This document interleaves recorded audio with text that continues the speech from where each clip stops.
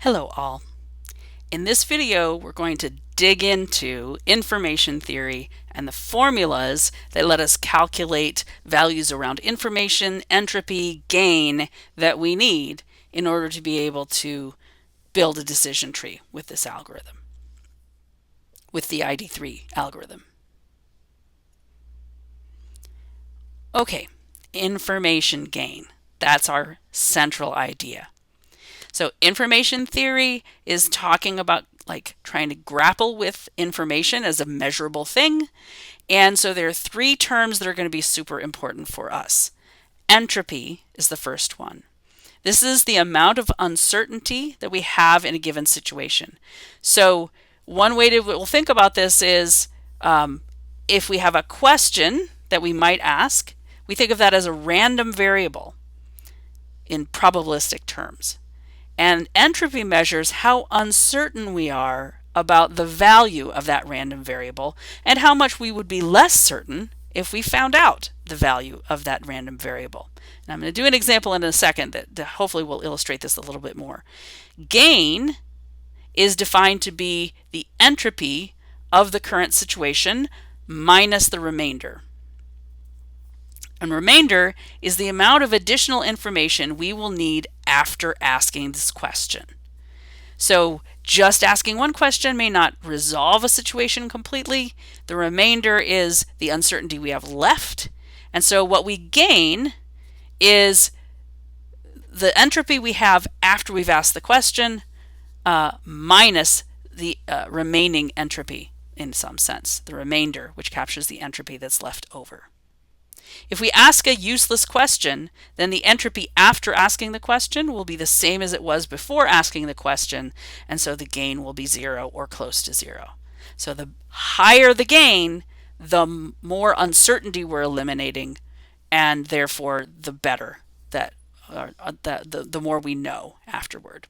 And that's going to be our goal. Every question should maximize the gain that we get from asking that question. All right, so here's just an example to help you illustrate this problem a little bit. Suppose that I imagine that I have a coin and I'm going to flip it. And the question that I want to know is, will I get a heads when I flip this coin? So if I have a fair coin, that means there's a 50-50 chance of getting heads or tails anytime I flip it. Before I flip the coin, 50-50 is as uncertain of the value as you can get. If all possible answers are equally likely, you know nothing about what's actually going to happen when you flip the coin, so you're maximally uncertain. After I flip the coin and I look at it, we will become maximally certain. We will know if we have heads or not. We're going to eliminate the possibility that the coin lands on its edge or something like that, or rolls away and we can't find it. So we're going from maximal uncertainty to maximal certainty. Flipping the coin is a 1-bit question, right? It's one yes or no question. Will we get a head? Will we get heads when we flip this coin? The answer is yes or no. 1 bit of information. Flipping the coin gets us that. The entropy here is defined to be 1. That's the maximum value. We gain maximally by asking that question, by flipping that coin to get the answer. Now, suppose alternatively I've got a weird coin that has 2 sides, they're both heads.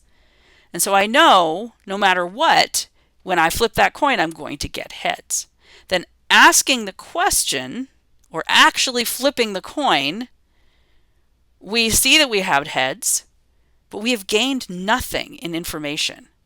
We had that information before. We knew we were 100% going to get heads when we flip the coin. We flip the coin, we say, yep, I got heads. There's no learning, no information that has been gained at all.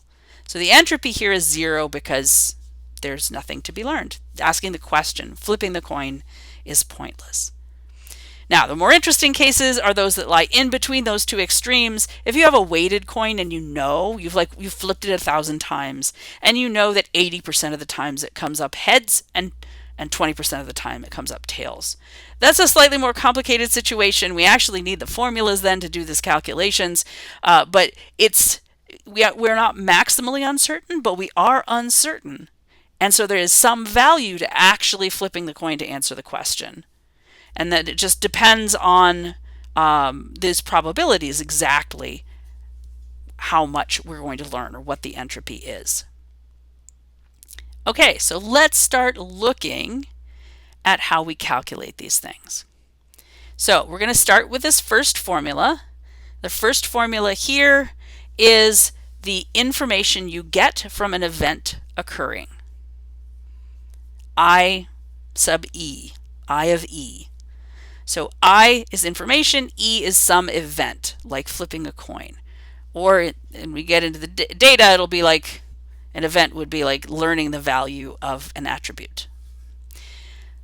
So the way that information theory thinks about the information that you get, it's defined in terms of bits. And so that's why we have a log base 2 going on here, because it's the number of bits of information that you might get. But you can see that this is the formula that's defined to just define what we mean by information. Log base 2 of 1 over the probability of that event. So P of E is the probability of that event occurring. Log rules, algebra around logarithms, let's simplify this to be negative log base 2 the probability of the event. That's the information we get from it.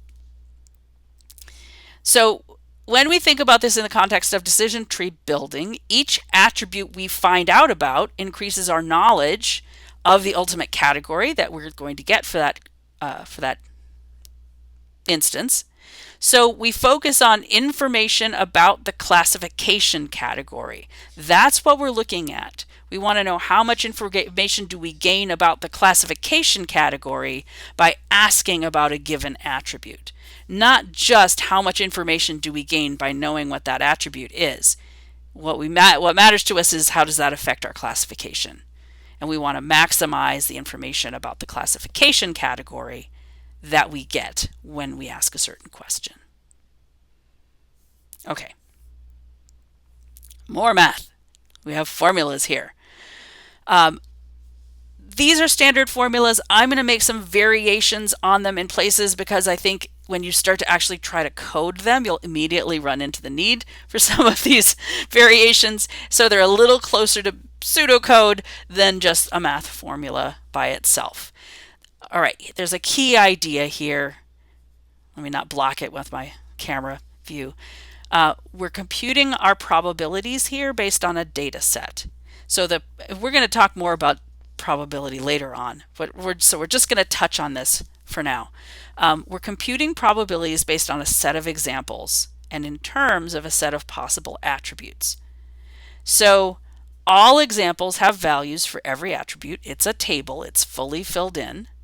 So if we have an attribute V, like fur type in our examples earlier, and V sub k is a value of that attribute, like short fur, then the probability of V sub k occurring is based on the size of our set of data and the size of the subset that have that value.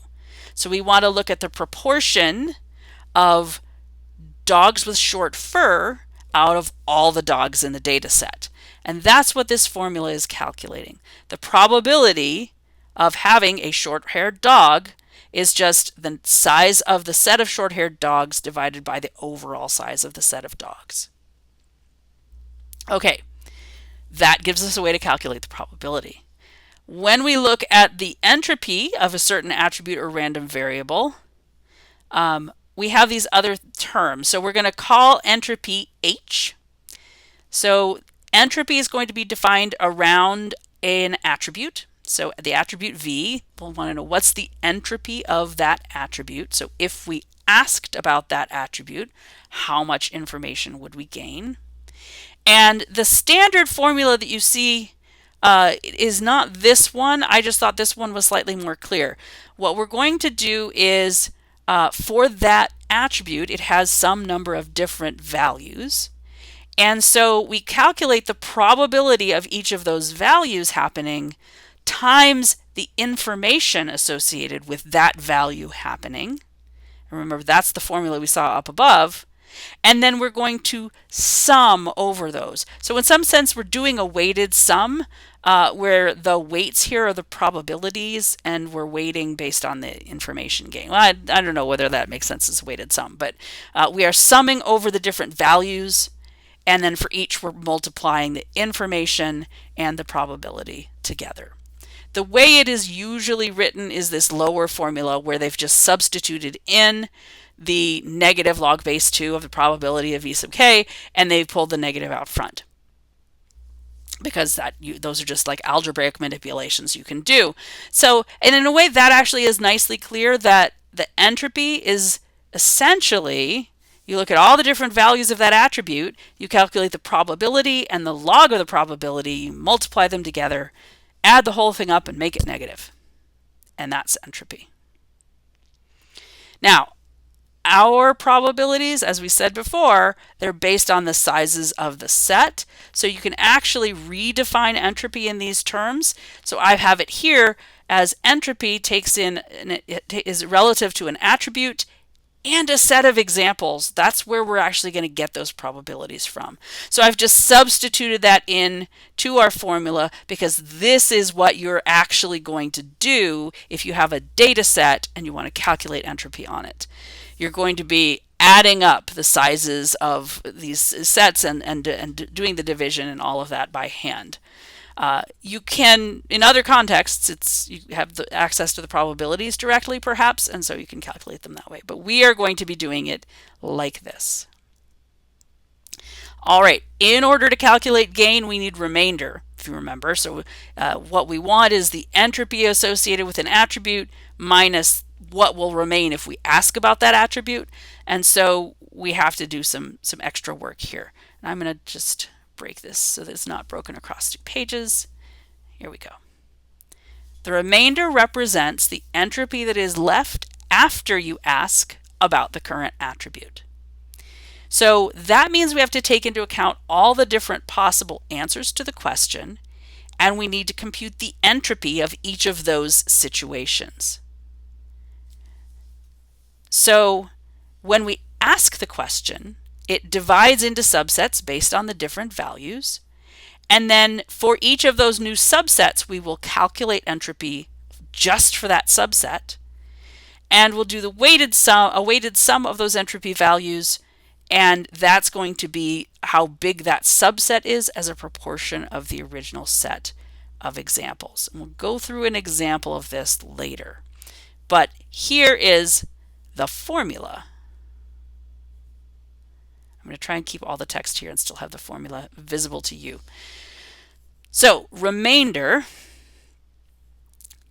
A is the attribute we're considering.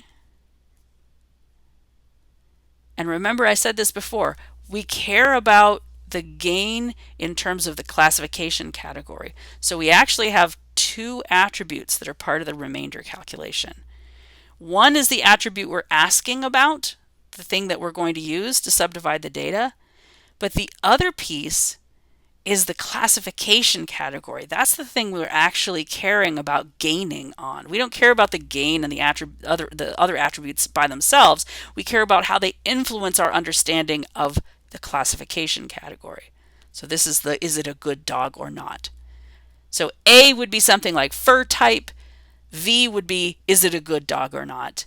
And E is the subset, is the set of data that we currently have.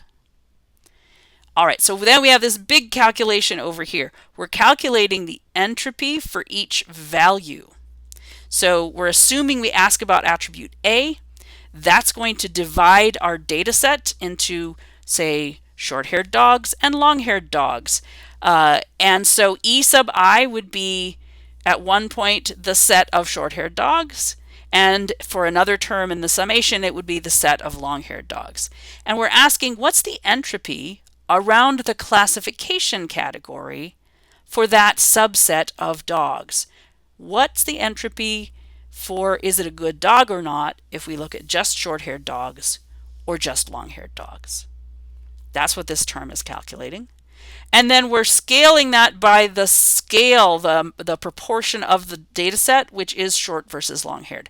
And this will handle like this will handle things like if you have mostly short-haired dogs and only a few long-haired dogs, that's going to change how we want to weight those entropy values. And then we add them up, and that's the remainder. Given all of this, we can calculate gain. Again, A is an attribute, V is our classification category, E is our set of examples. The gain is the overall entropy of that set of examples minus the remainder if we ask about A. So with these formulas, we can just implement these in code and we can have something that will actually calculate the gain for all of these different examples. Okay, these are the fundamental formulas. In our activities together, we will work through these, doing a little bit of the calculations by hand and doing a little bit of looking at how they're implemented in code. And then I'm going to ask you, just as a good exercise, implement the ID3 algorithm and these methods. It's instructive and it's not too difficult. Most machine learning algorithms are so complex that I wouldn't recommend that you try to implement them from scratch. But this one is something you can tangibly get your fingers on. You can actually make your own machine learning algorithm.